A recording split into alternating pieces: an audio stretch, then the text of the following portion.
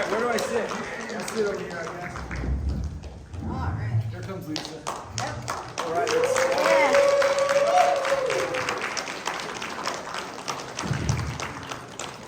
Thank you for hanging out, guys. All right, you guys are troopers. All right, here comes Lisa, the real star. Thank you. Okay. Cool. Thanks. Hello, everybody.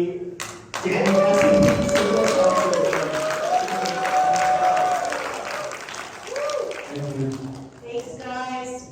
Thanks. We're celebrating a very special anniversary for Part 5 this year, as well as it's the 40th for the entire franchise. I'll give you one of those questions. What's it like all these years, having like fans every year and every weekend wanting to hear these stories and all of that? No, like when we were doing these films, there was nothing called an autograph show or a convention or anything like that. We had no idea that just the longevity of the series. And so we have to thank you guys, seriously. So applauding you. And honestly, like horror fans are so loyal and just devoted to horror, and since I was a little girl, I always loved horror myself. It would be more like cartoons for Saturday morning. I grew up in Missouri, we have the basement, which was my sister and I playground. And then at noon would be the monkeys. Remember the monkeys?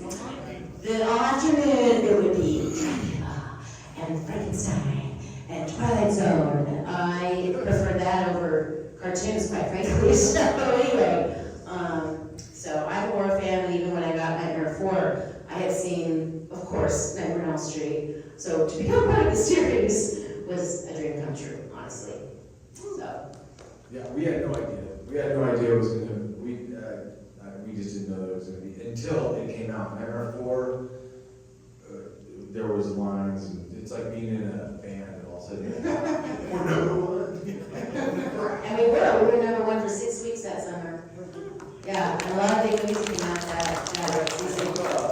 Friday the 13th actually was a great time to be involved in horror movies because Halloween, Friday the 13th, and Nightmare on Elm Street, we all during that time it had a shot at being up there with these huge franchise or huge studio movies, and these little independent horror films were having lines around the corner. Yeah, and we also, and I don't know about you, Danny, but it was kind of like you're doing a horror film.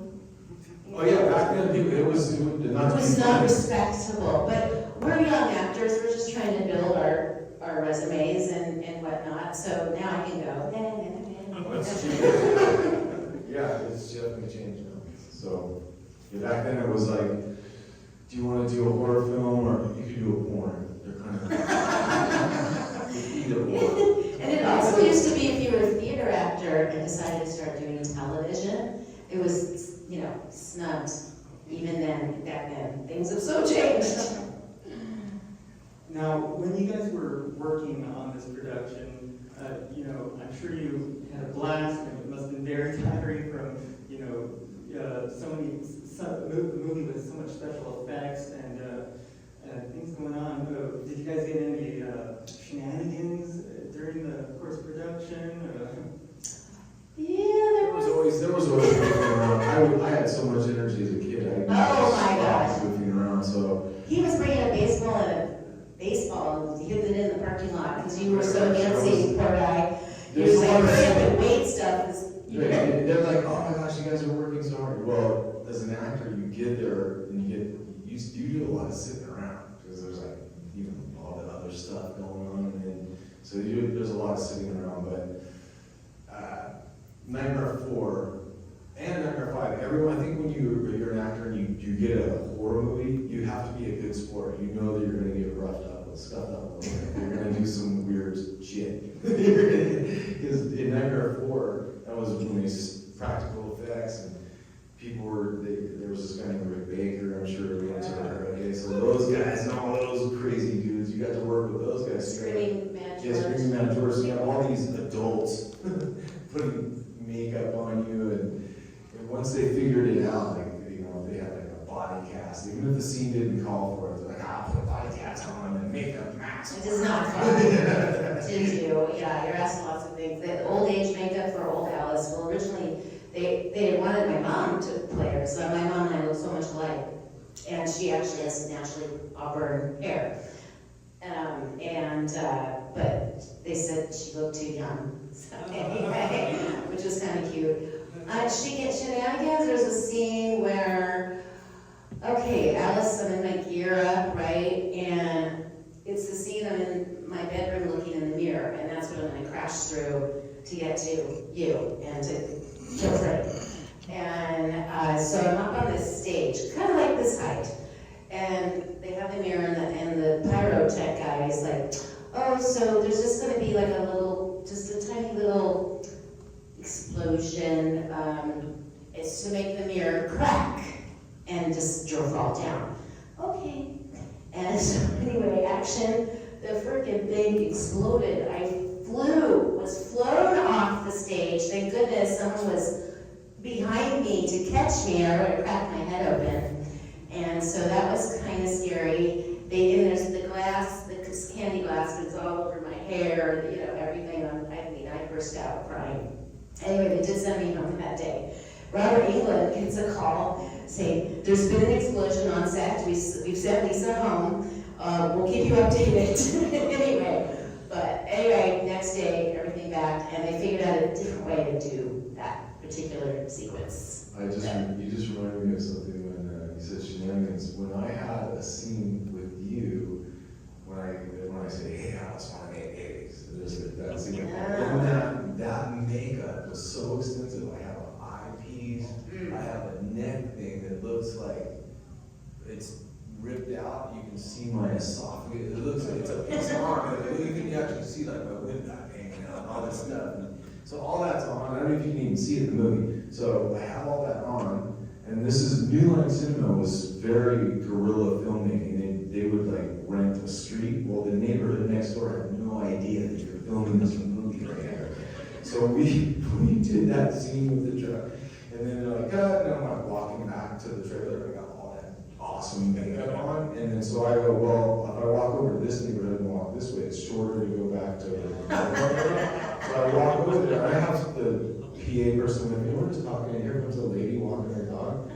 And I'm all, she's like 90 seconds. Funny. And she was, you know, to me it was hysterical. But that was pretty funny.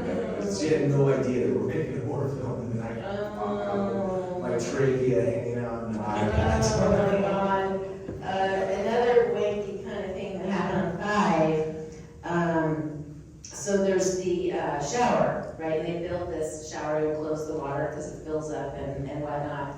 And they were very much like, you know, I said, I don't do nudity. If you see anything, that's not me. If you see my face, that's me. I've never done nudity. Just so you all know. But I learned, well, one, I'm wearing a bathing suit without straps, right? And we have the walking in the insane asylum down the hallway. You see the back side, and she made me look good. And so thank you. And then you see me, you know, and my bathing, they said, oh, we're still seeing, can you pull down the bathing suit a little more? Or just a little more? You know, and I'm like, reframe your shot. Get closer, you know. At this time, I knew a little more. And lastly, with the shower thing, makeup artists, the gals, because who does hair, you know, you become friends and stuff, and they said, Lisa, because there's a big pool or something with water to put in new water and pull it out and put new water in. And she said, crew is peeing in the pool. And you have to understand, these and these kids were also very young, like fraternity boys. Oh, wouldn't it be funny to do, you know. Anyway, I asked production, I said, I learned this information, I need you to drain the pool and put in fresh water. which took about 4 hours. Anyway, so things like that will happen.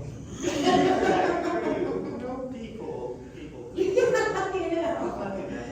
it's not like it was chlorinated either, like, all right, we know kids pee in the pool if you're in a public pool, but it was like, no.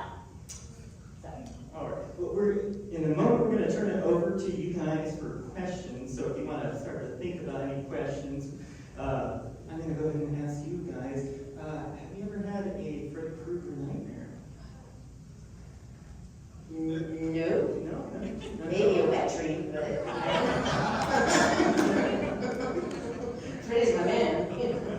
No, I never was, by the time we came around Nightmare 4, like Nightmare 1 was scary to me. I was young, I can't remember it. I didn't watch that movie. I had to watch it with somebody. I was like, I'm not watching it by myself. But Nightmare 4, when it came out, I wasn't really scared of it anymore, I was already older. But I did have a dream where when you have somebody, I would fall asleep with my prosthetics on, and I would wake up with it and try to rip it out my face. Because that stuff it's kind of interesting to wear. I have like a black belt now in like prosthetic. Yes, you do, especially with the motorcycle. My gosh. It's like, have you seen it? Put it in a podcast. Oh yeah, let's cover his face or something. The only nightmare I have, and it's been recurring since I was in grade school, Planet of the Apes. Freaks me out. I'm in my mother's arms. I'm like maybe 5 years old. We're at the zoo, and a big gorilla pulls me out of my mother's arms and pulls me through the bars, and he takes me to the back of his cage, opens the door, and it's Planet of the Apes. Anyway, so that's my nightmare. Yeah, Dirty Apes. That is I love that movie. All right, does anyone have any questions? Yeah. In that black guy. Right there, yeah. Okay. I was waiting for the microphone. Oh. We can hear, I can hear you. All right, We cool. can hear you. So I just want to say, first of all, Lisa, I saw the movie 4 and 5 in the theaters when I was a kid, and I had a big crush on you. So I just wanted to say that. Aww, Yeah, thank it was the eyes. But I just want to say, was there any talks of you coming out in this part 6? Was there any kind of talks at all or anything? What happened? Like Nothing. it was just done. Just It? done, That was you it? know? Yeah, that was it. And for a period of time, I was upset because I was like, I didn't get to have my death scene. When did I get a death scene? I want my death scene. And then one day, light bulb goes off, and I'm like, I didn't get a death scene. Alice lives. So anytime they could call and say, Lisa, you want to do another one?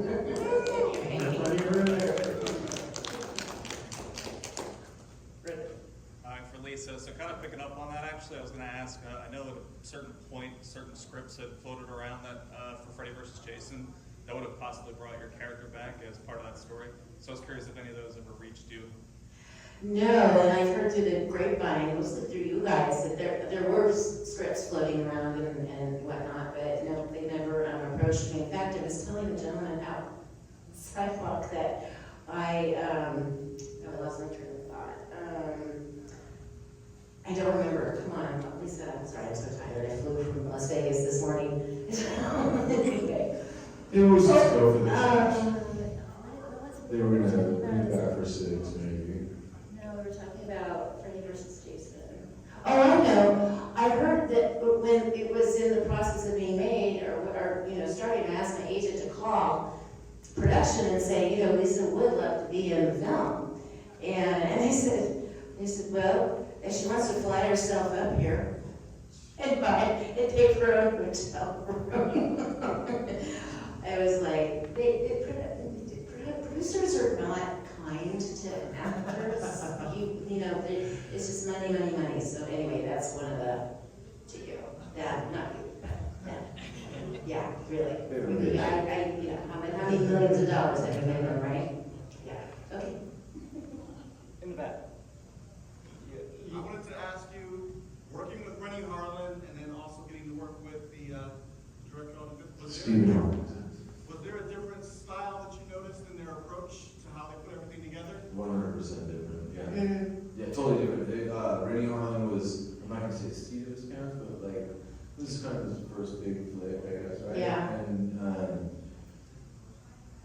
we had different kind of read-throughs and maybe a little less slower of a pace on 4, and we got to do actual maybe rehearsals and things like that. And number 5, Stephen Hopkins was a great director. It was shot more like an episodic television show, and it was super fast, and there was multiple, not just the main things going on, but there was a scene going on that was part of the movie later on. It was, movies aren't shot in sequence, they're shot at all different times. But number 5, the way they did it, they cranked it out and had their style, and it was completely different. Yeah. You can tell by the way the movie looks, you can tell, if you saw them both together. And we were talking about this too, there was tension on number 5 because the pressure, it was so fast. They're like, make this movie, get money, goddammit. And then one of the producers was having an argument with Stephen Hopkins, the director, and we're on set, and they're like yelling at each other. And we literally feel like, mom and dad are fighting, did we do something wrong, what's going on, so it was kind of like walking on eggshells a lot of the time. And Rennie, they both were like behind the camera and helped with direction as far as that. They both were good directors as an actor. They were great directors, but the style was different, and the style of the movie was different. The style of the The movies. stories really. And then number 4 had like this bitchin' soundtrack, and it was like hit music. And then number 5, that wasn't even on the horizon. People would be like, name a song, name a song, and number 5, yeah. Well, did they even have a soundtrack? Yeah. It was just a different feel. It was different. Totally, yeah. But I still love, because a lot of people ask, which one do you like better, 4 or 5? And that's like trying to choose between my children. Okay, which one is my favorite? And probably 4, because it is the beginning of Alice and her character arc, and what a great role for an actor to play. But I love 5. I feel like it was a very brave little film for 1989 because of all the taboo. We've got, sex before marriage. We have teen pregnancy. Is she gonna have an abortion? Then Greta, who's, anorexic and dies of bulimia, or, stuff. So, it was all over. For 1989, believe me, that is just not stuff you The talk movie about. was about to be X-rated. You guys And that, Number 5 was going to be X-rated unless they edited it. because of his death scenes. And Eric and Anderson singing it when they were. Oh, doing would you this, I just learned that tonight Yeah, from you. so if you guys, there's a few people that brought it tonight, the VHS, if you own it, my man. Oh, Cyrus. yeah. I want to see the uncut version so bad, I'm gonna look for On it. the VHS. And the uncut. VCR. No, that's the original version, but the one they hit the theaters is edited. It was a big deal back then. Until they could get the approval for a bar. Fair. Yeah, so I know that there was like a lot of changes on set and with special effects, but what's the deal with Freddy's arm? Why was it so long? Like, what was it supposed to be? The misshapen one? In 5, Yeah, the misshapen Freddy? Yeah. The misshapen thing, right? I don't get it. Okay. Someone was having too much weed the night before, said, hey, I think it'd be really cool to see a long arm. And I'm like, There's a bunch of dudes sitting around like, yeah, let's get more on the I know, I found that very odd too. It's like, what's that Hey. about? Think about it though, if you watch number 5, if you watch them all, if you watch even number 4, you're like, okay, a dog pisses fire. And But it was funny. what the hell's going on here? And then he's resurrected. Okay, cool. The suspension of disbelief is a very much needed thing watching. There's a lot of holes. There's a lot of holes in the movie for sure. Whoever. There's quite a few across both films. My favorite scene is the ending scene. I know that the ending scene of the movie where there's Sinead O'Connor. It's just like a wicked cool feeling in the movie, right? And then Sinead O'Connor bumping soundtrack. Oh, that sounds pretty cool. But our first scene. I think was at this Venice High School. Yep. That was our first scene. Where I'm so dreamy and I get out of my car and high five my friend. You know, you're one major league hump. What's really funny, you guys, when they film that, And then Alice, it's wake up. actually, they slow the film down. So when she's in that dream sequence and it's very dreamy and all that, when you have to go back in later and they take your voice off and you dub your voice on. Because if you play it the way they film it, it would be like, it's a crack up. Like, it slowed down a few clicks, and so like in the dream I love that sequence, scene. when you were like, whatever you say, I can't remember. Oh, he is the hunk scene, but when she says. You know you're one major league hunk. So the first time I ever saw that, the real version, she's like, One major league hunk. no.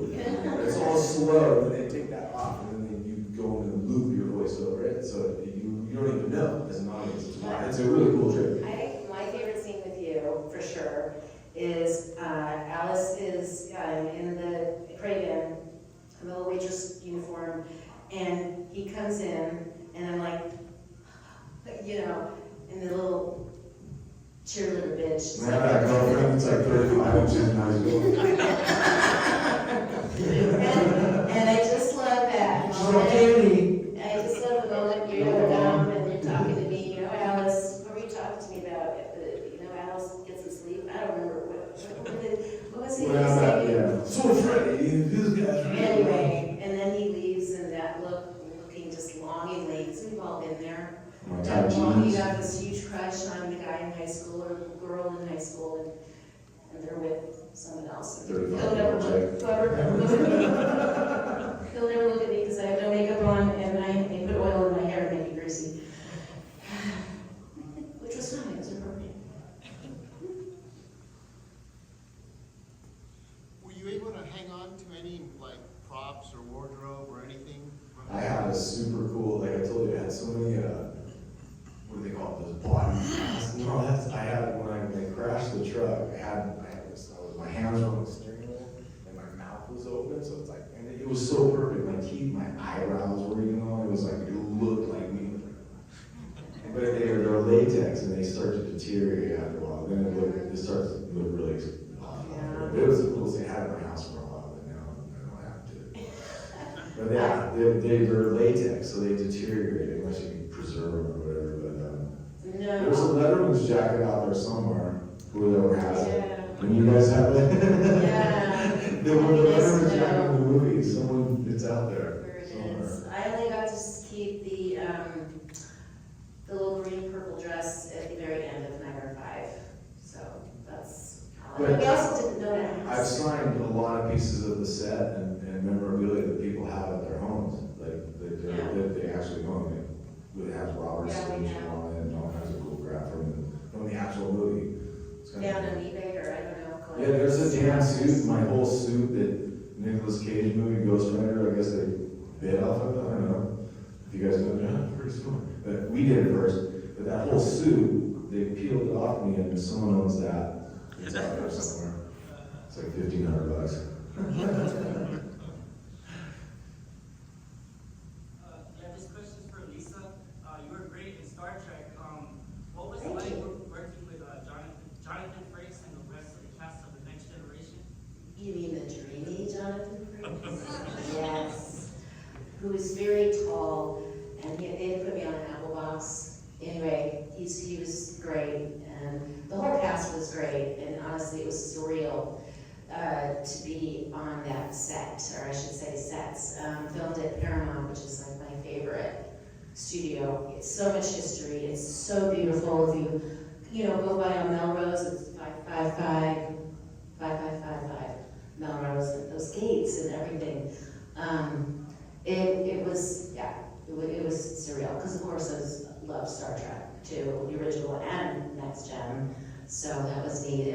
Real quick, a number of years later, I'm getting a divorce, so I'm looking for a house I'm gonna sell the house, whatever. So I'm looking for a little house to rent, and so I found this cute in Burbank, cute little bungalow, Spanish style. Oh, it was so darling.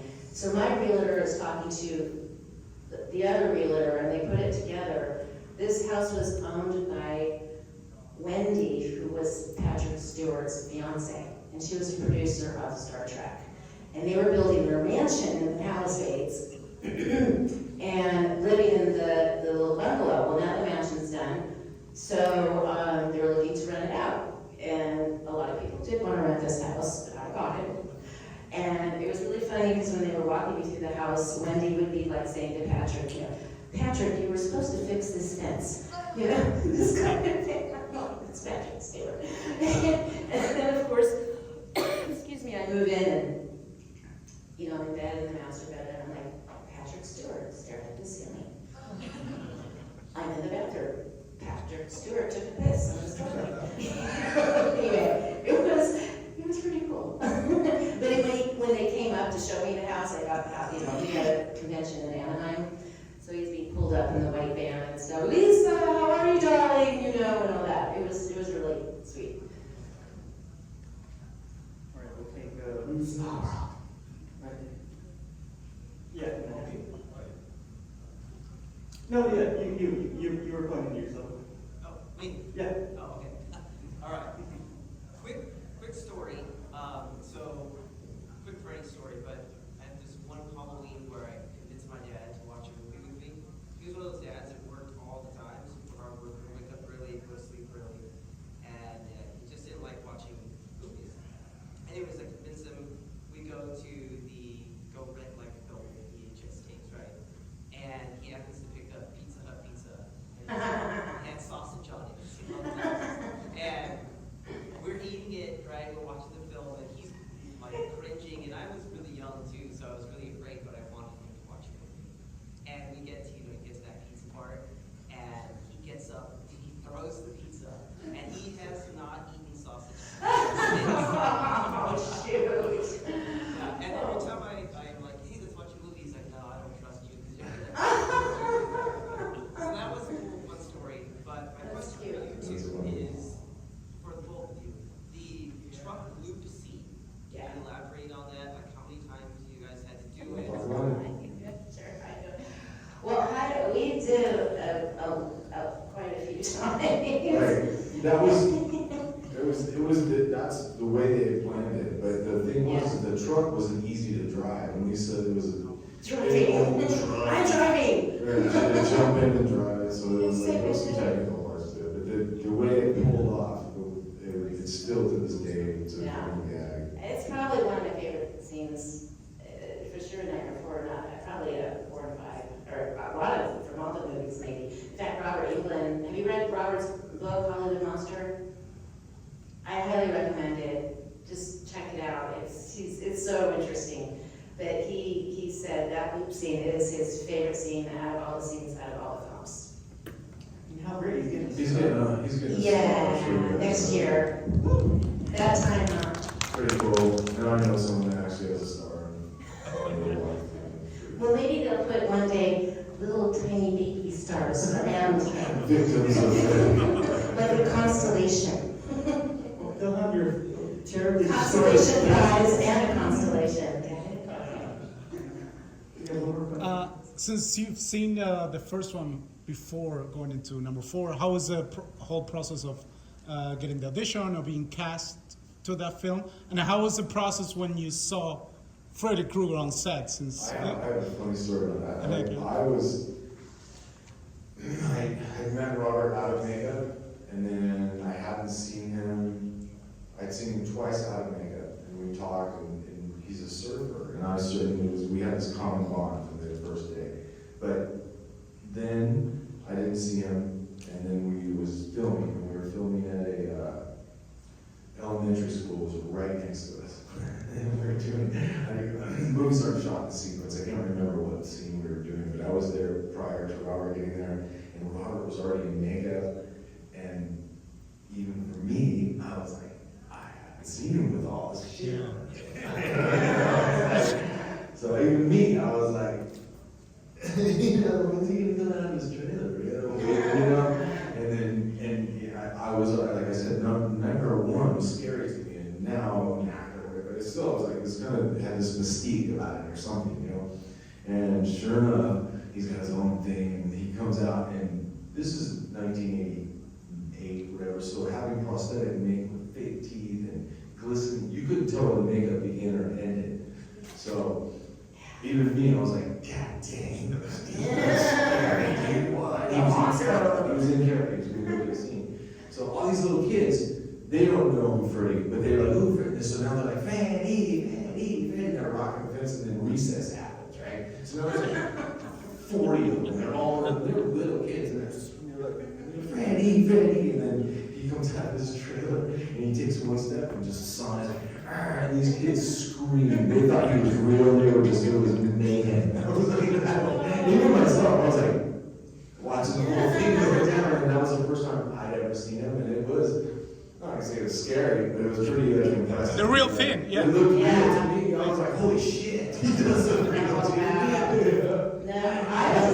That was 80, you know, fake, the whole fake teeth, and it just looked so real, and you're like, does he look like that? But no, I mean, I never thought it was pretty intense.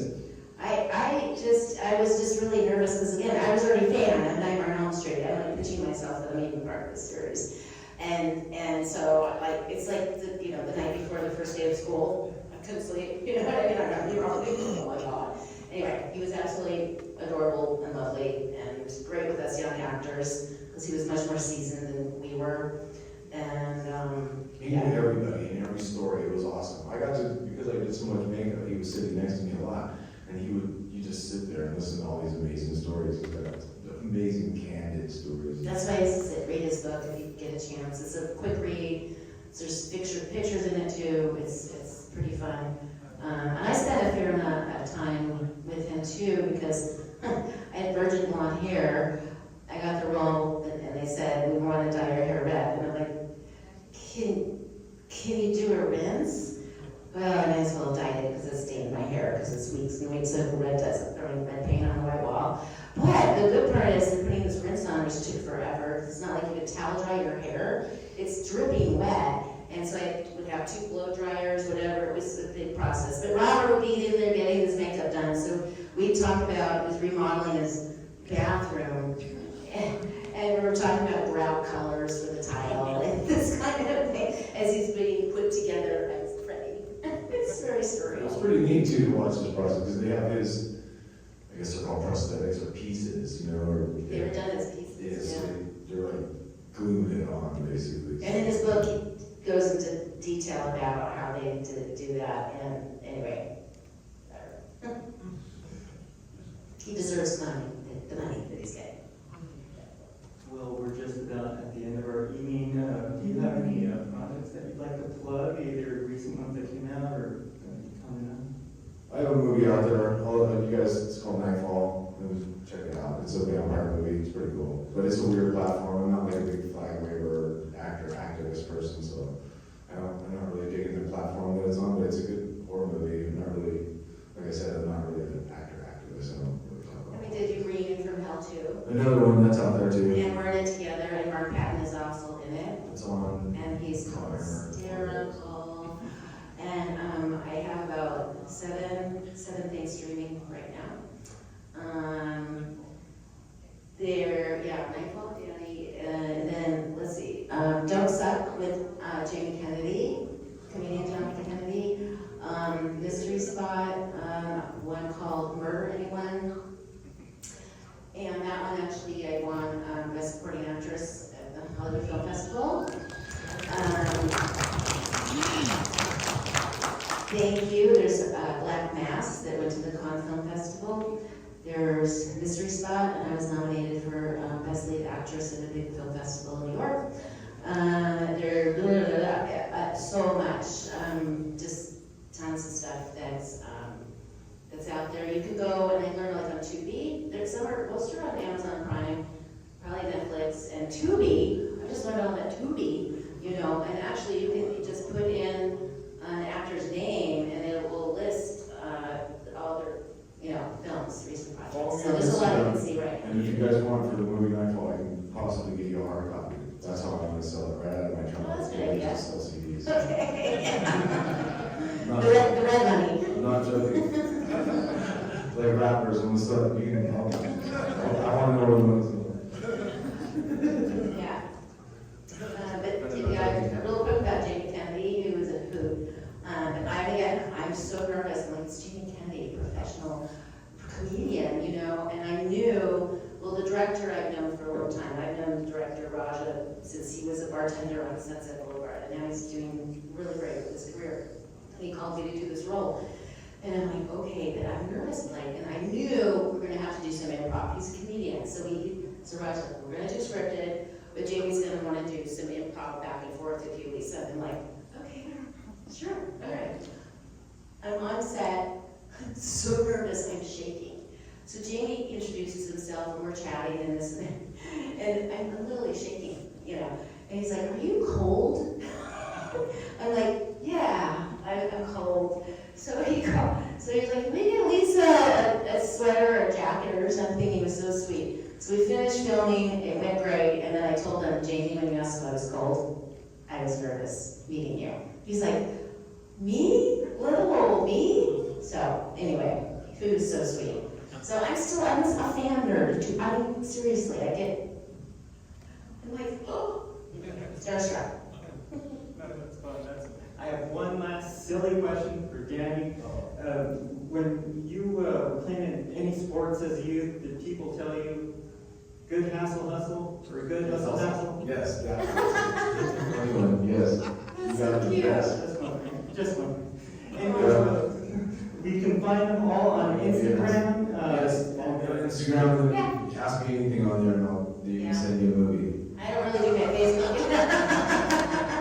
Stocking stuffer. I don't really do Facebook anymore, but Instagram I do.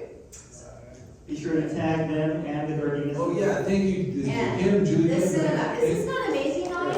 Just basically go there, thank you for going there.